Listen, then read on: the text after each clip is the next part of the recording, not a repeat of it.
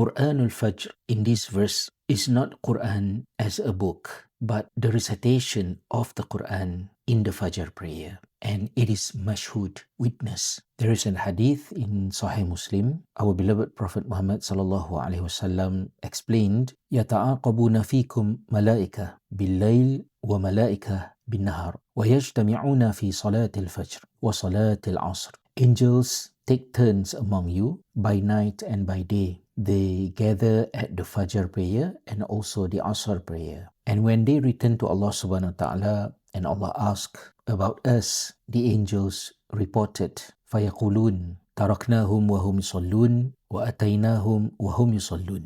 The angels said, we left them while they are praying. We came to them while they are praying as well. So the Quran is not only preserved in text and memory, it is also lived, recited, and